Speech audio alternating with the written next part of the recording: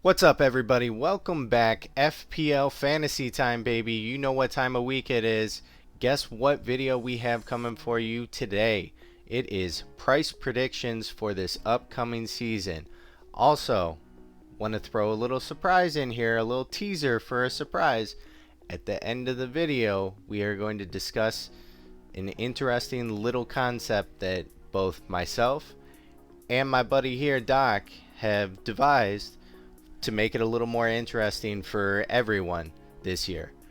So, Doc, my co-host, my man, my swami of FPL, the guy that tries to talk me out of all my Maverick picks, what's going on with you? How you feeling today? Hey Joe, what's up? What an introduction. I absolutely love it. Well, let's do those price predictions, and I can't wait for the end of the video where we kind of show the twist. This year, Joe and I are competing, and there will be some stuff on the line. So let's get into this. Yeah, we're competing, but we're keeping it within reason because I don't think I can get to the top 5K or top 2K this year. It's not necessarily FPL related, no? Because Yeah, you always say you have this ball knowledge, so let's put that to the test of the season as well. Forget FPL. Let's see who knows football better as well. perfect, perfect. All right, Doc. So we are getting into player prices, and first guy, new guy to the league, Mr. Holland. What do you think about his player price? How's he looking for you? There has been a lot of talk over Twitter about his price. Some people would guess 11 to 13 mark. I would expect him to be 12, 12.0. That's it. The rationale behind this is Harry Kane started the season at 12.5 and he's Premier League starter guaranteed. There were rumors that he's going to move to Man City and he's on penalties. So I don't expect official FPL to price Haaland at the same price point as Harry Kane because it will put people off if it's 12.5 and above. But 11.5 and below kind of puts him in this must have essential type of player, especially if he ends up taking penalties as well as Man City.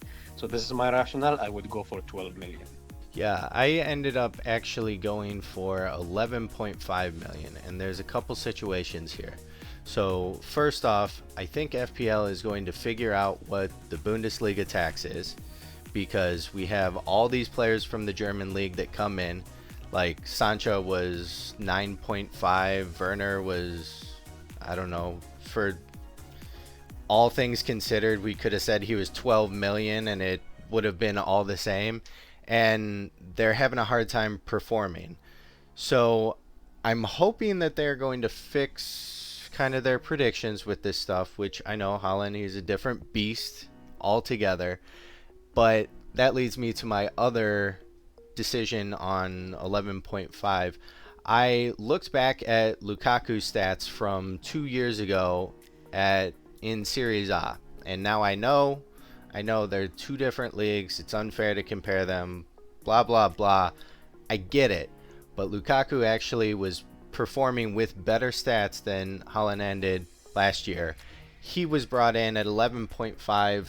I think there will be some sort of consistency in there. Now, yes, Lukaku was kind of laying an egg most of the season, except for what, 2 or 3 games. So it does depend on what FPL thinks and what they use to really consider that. But just from looking at the superficial stats, I think 11.5 is going to be that sweet spot where he's not too much that people are concerned about wasting money, but he's going to be right there where people can bring him in for what feels like somewhat of a discount. I wouldn't be surprised seeing him 11.5 instead of the 12 that I predicted, but I think if he's on penalties and plays for the champions of the league, I think he'll be in everybody's team at 11.5. 12, it might give you a decision to make. Yep, I know I'm not bringing in Harry Kane. Not for the beginning of the season. Got to get after Christmas for that. So our second player that we have is Liverpool's good old Diaz here. Now, I'll start with this guy. I think he's going to be a little bit more appealing because he is in a Mane-less team and I tend to think that he's going to have preference to be a starter over Jota. I threw him in at 8 million here. It felt like it might be a little bit on the low end, but I looked back this season and I feel like that might be a decent spot for him. While he did perform pretty well towards the end of the season, I feel like a lot of the stuff that really got people hyped about, the goals, the assists, the performances throughout a whole match, were actually out of league play. Just looking at where he's at in the league last year, and I know he was adjusting a little bit. I think 8 million is the spot where I'm like, okay, like let me consider bringing in this Diaz guy. I also would be a little bit worried that anything higher is going to, depending on Liverpool's transfers, almost put him in a Firmino position where, okay, now he's competing with whoever, Son from last year or whatever it might be. He's up there with Kai Havertz, whether Chelsea gets it figured out. But that's why he resides at 8 million for me. How about you, Doc? I think among all the 10 players that we have, this is the biggest difference. I predict him to be at 9.5. The reason being is Jota ended the season, for example, at 8.3, and he was a bargain whenever Mane or Salah were injured. Mane started the season at 12 million. So I think that's a bit too much for Diaz. And Diaz, Mane, I think, confirmed his departure. So if you price Diaz at anything lower than 9.5 and 9, then I think he's almost in everybody's team, especially he started the Champions League final with Mane being available. So I see him as a starter next season, and anything for what probably the most attacking team in the league. So anything below 9.5, I think he'll be in everybody's team. I wouldn't be surprised even to see him at 10. So I went for 9.5. For our audience who are watching the video, we're going to have all the numbers, my predictions and Joe's predictions at the end of the video. But at this point, it's 9.5 for me for Diaz. Yeah, and I think you're valid in that choice, but you're wrong. All right, so our third player, Doc, do you want to take it away? Spence, the guy everybody loves but nobody knows anything about. So yeah, Spence has been talked about a lot. When every season, whenever we get a promoted team, everybody talks about their assets. I went for 4.5 with the main idea that no defensive asset from the newly promoted teams last season was at 5.0, right? Yes, Spence will probably play at wing back. His numbers are not great from last season, so a lot of people are saying he'll probably be 5. I don't think he'll be at 5.0. I think he'll be at 4.5 just because of the history and how official FPL have been kind of pricing their players. Yeah, and I was sitting right at that 4.5 area also, like you were talking about. It looked like his numbers were fine, but they weren't anything astronomical. He's not going to come in and be the first promoted defender at 7 million. That's just not going to happen. So 4.5 felt like the perfect spot for him, and as a lot of us veterans that have played the game for a couple years know, a 5 million promoted defender is something special. Like, that is incredibly good. They're scoring 15 or 20 goals in the championship, because you have these forwards that come in.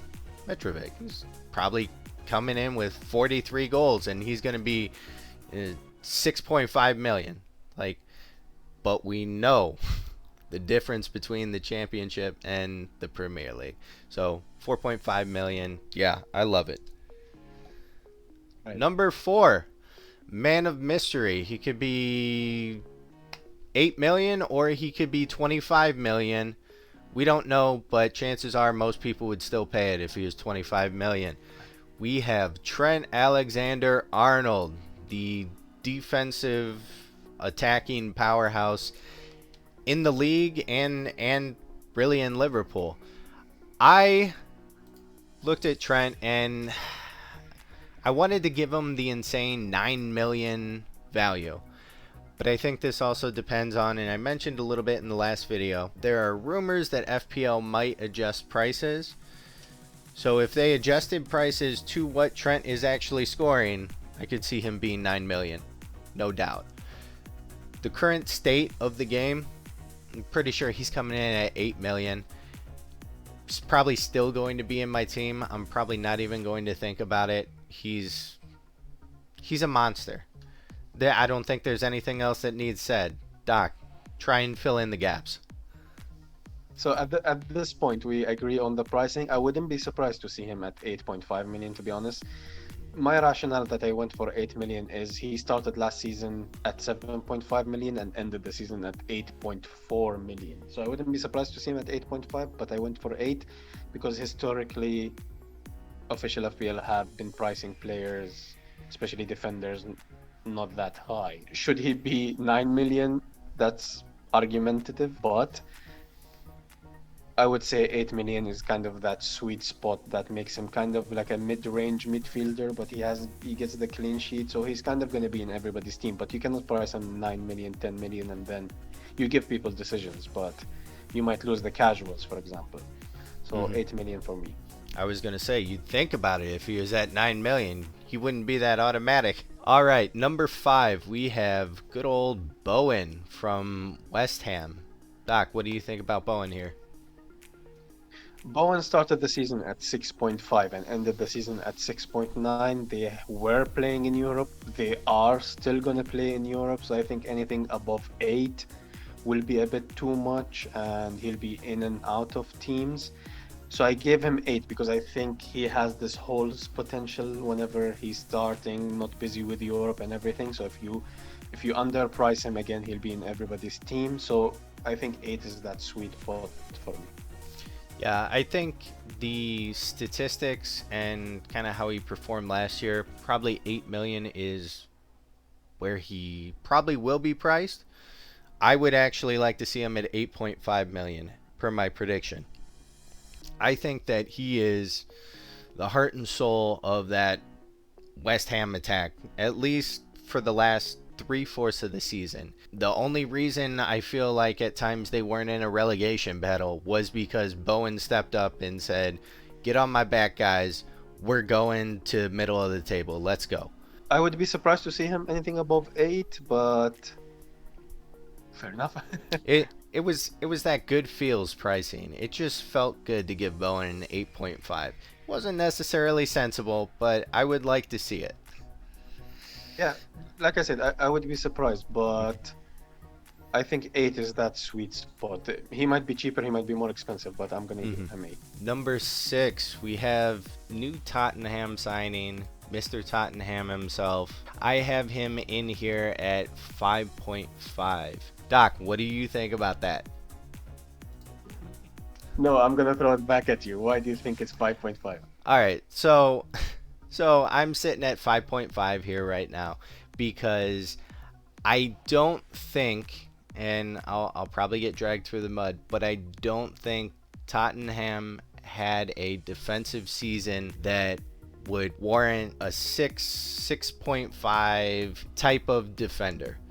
They did pretty well. I think they ended the season with 16 clean sheets, if I remember right, all out. While that was essentially 3 or 4 behind City and Liverpool, I think that Tottenham still has a lot of holes. I think 5.5 is a great number to start him at because I think a lot of Tottenham's defense is going to be now sitting at the 5 and 5.5 range just because they had an alright season, especially once they got Conte and things got figured out.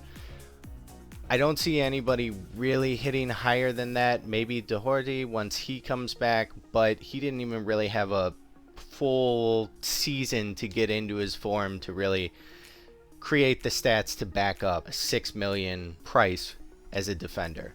Now keep in mind my 5.5 is on the basis that he comes in as a defender. As a midfielder, I think he's tougher to really price to sell, or in our case, price to buy. That's where my mindset was at for Tottenham's new boy, Doc. Now I'm throwing it back at you. I went for 5.5 as well. This is gonna be the most controversial pricing we're gonna have on this list because I've scoured through Twitter and most people think he'll be 6 absolute minimum, and they think if he's six, he's gonna be in everybody's team. Of You course, went with if the he's a defensive midfielder, ration. he'll be six. Yeah. Well, if he's a defender and he's six, I will consider whether to get him in or no. The reason I gave him 5.5 is with the main rationale, not for the defensive performance of Spurs. Conte is famous for his defensive kind of performance with his teams. The main reason I gave him that pricing because I don't think he will play 38 games. Hmm. He's there because they're playing in Europe, so there will be a lot of rotation. You don't want to pay 7 million for a rotated defender, right? No, absolute no way. So I'm seeing a lot of on Twitter like, oh, if he's 6.5, he's an automatic pick. I think 5.5, he might be an automatic, not even an automatic pick, like a very good pick, but he faces a lot of competition, especially if he plays on the left. He faces the competition from Sessegnon, Reguilon. So even if one of them leaves, still there is competition. He might play on the right as well, but you have Doherty, you have Emerson. I don't know if he stays. So yes, he will have this attacking threat. He's a phenomenal attacking player. Whenever he plays, he will perform, but he will not play 38 games, in my opinion. That's why if you price him anything above six, he might come at six. Anything above six, I think, is a bit too much.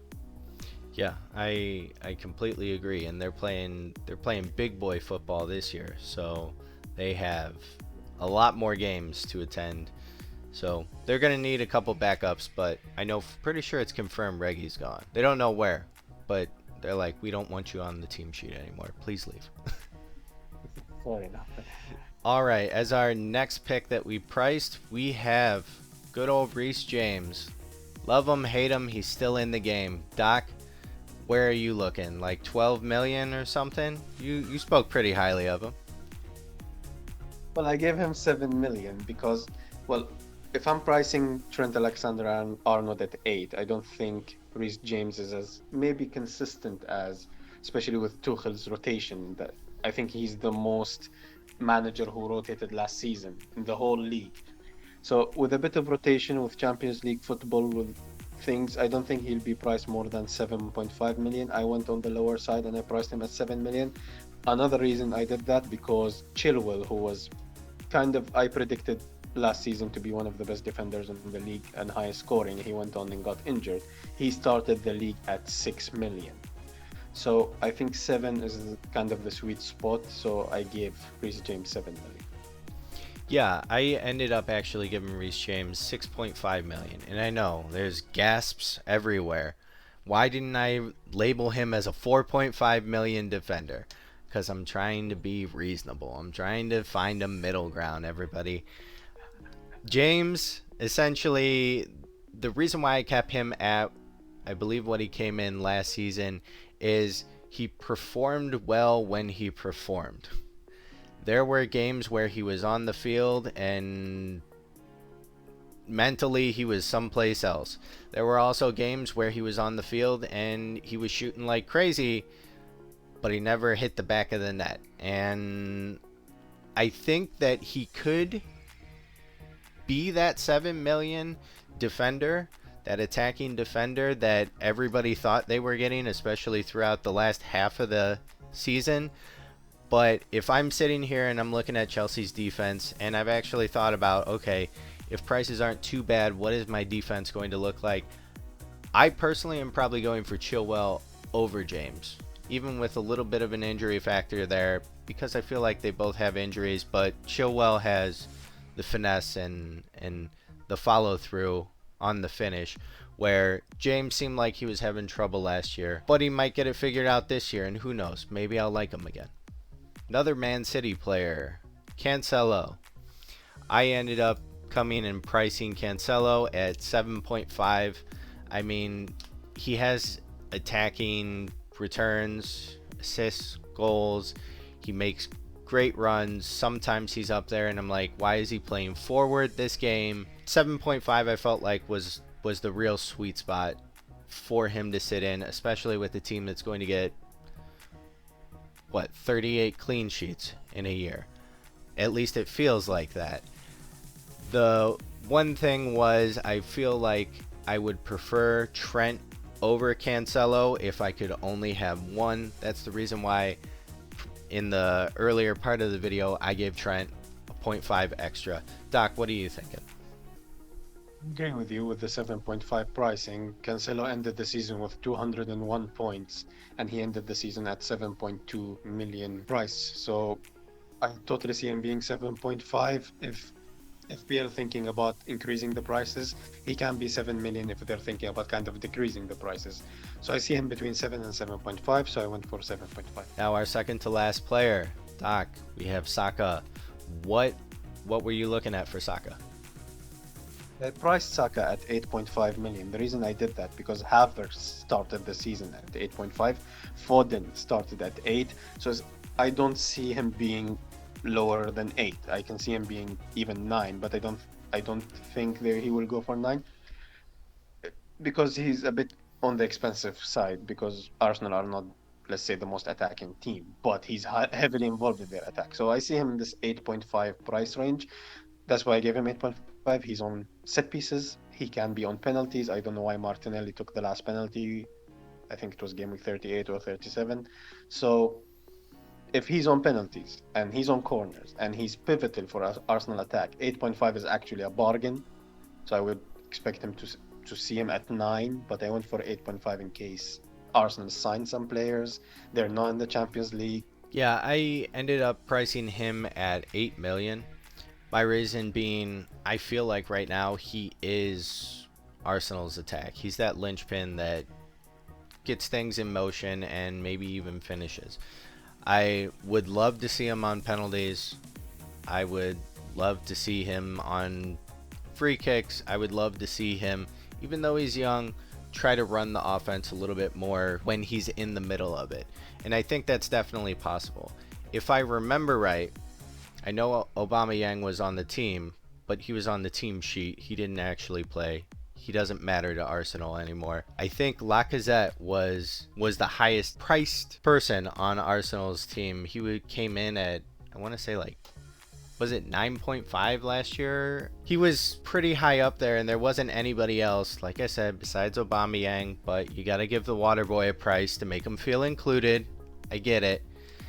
There wasn't anybody else that was really up there that was even going to touch him. So I could have probably priced Saka at 8.5, but 8 felt good enough. Drum roll, our final person, Mr. Son, Mr. Half a Golden Boot. What do you think, Doc? Son is one of my favorite players ever. I always say I have sort of a man crush. Like I always keep calling him Cristiano Ronaldinho Nazario. So he's this player who just I love watching him play football, right? And I know you priced him higher than I did. And I priced him at 11.5. The reason being is Mane started this season at 12. Son ended the season at 11.2. One of the ways I approach pricing those players is you always want to leave also a chance for growth, right? So if you price everybody too high, there is, let's say, more price drops than the price rises. I don't know if actually that works that way, but so I priced him at 11.5 because he doesn't have penalties.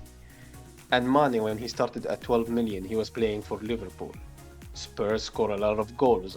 They don't score as much as Liverpool. So I put him at 11.5, just let's say below the price of Mane. I think he will definitely get an increase in price. I think he started last season at 10, which was an absolute steal. 11.5, I think that's the point for me. Yeah, I like you mentioned, I'm here at 12 million, and it kills me to put him at 12 million because last year I believe I started the season with him in my team, or the second game week I ended up bringing him in my team, and I also had Bruno and I also had Salah in my team. And while I definitely am not starting the season with Bruno this year, ooh, I would love Salah and Son in my team at the same time. But this'll, if he comes in at 12 million, this will make me sit down and think, okay, who am I bringing in? Conte is definitely catering to Son, Kane, everybody else's strengths, which is definitely going to help him. So, Doc, now it's time to pull the curtain back and unveil the surprise.